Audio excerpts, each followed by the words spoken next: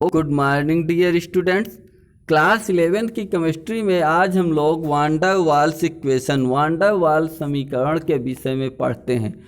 वान डर वाल्स समीकरण गैसों द्वारा आदर्श गैस व्यवहार से उपरोक्त विचलन, ऊपर जो विचलन प्रदर्शित किए गए, दाब में विचलन, ताप में विचलन, आयतन में विचलन, कुछ न कुछ विचलन प्रदर्शित करते हैं।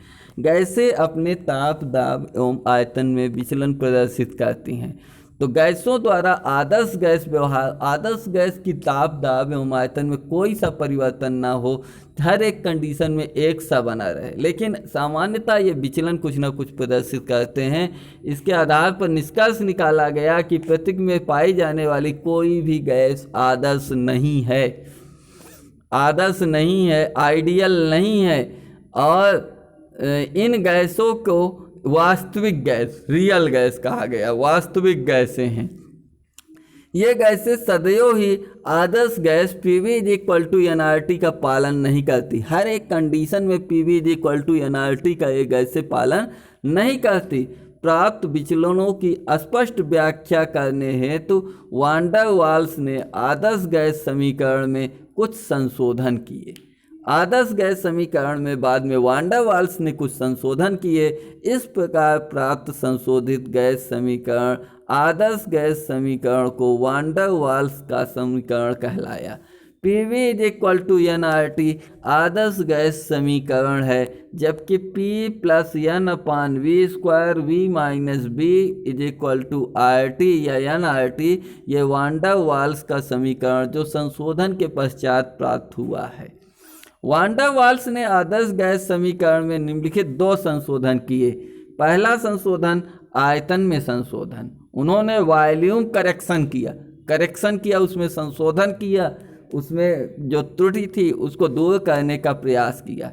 क्योंकि गैसीय अणुओं का अपना आयतन गैस के आयतन की तुलना में नगण्य नहीं होता।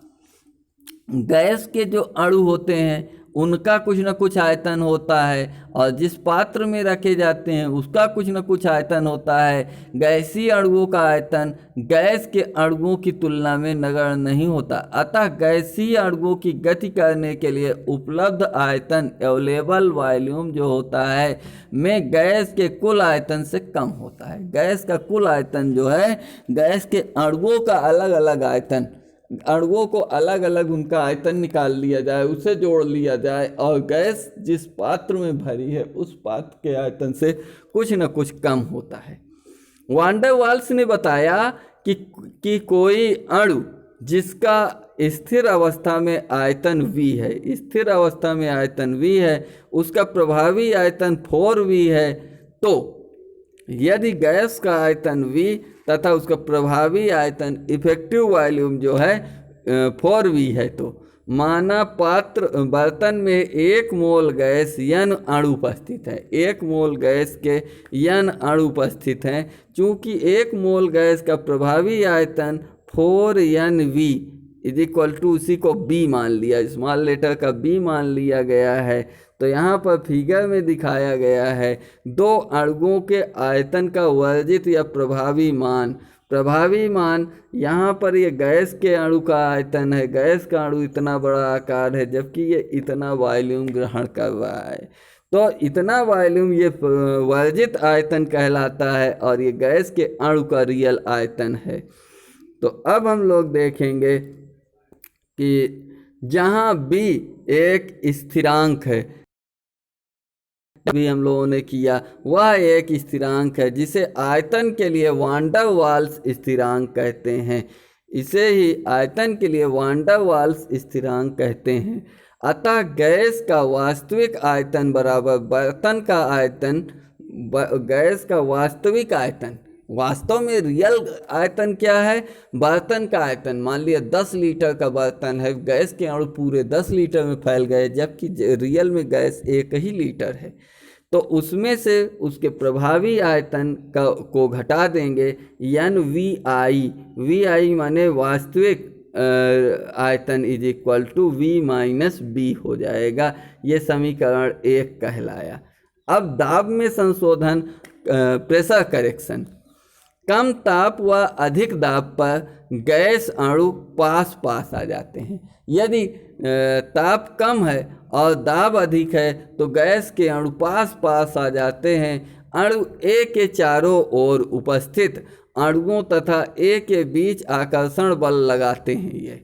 किंतु चित्र में दिखाया गया है कि अणु बी के पीछे की ओर उपस्थित अणु उसे पीछे की ओर खींचता है, जिससे इसकी टकराते समय चाल कम हो जाती है, चाल इसकी स्पीड घट जाती है, जिसके परिणाम स्वरूप दाब भी घट जाता है। यहाँ चित्र में दिखाया गया है कि ये बर्तन है, बर्तन में ए तथा बी, ये ए अणु है, ये बी अणु है, इसके चारों ओर 4 कण उपस्थित हैं। ये बाहर की ओर दाब लगा रहे हैं और इसमें क्या है कि ये बी अणु के चारों तरफ भी ये दाब डाल रहा है और एक तरफ इधर बर्तन की दीवार में डाल रहा है।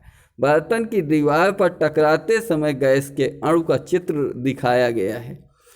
गैस का वास्तविक दाब बराबर गैस का आभासी दाब, जो हम लोगों को आभास हो रहा है कि ये दाब होना चाहिए, प्लस आकर्षण के कारण दाब में होने वाली कमी, माने P I is equal to P plus P dash के इक्वल हो जाती है।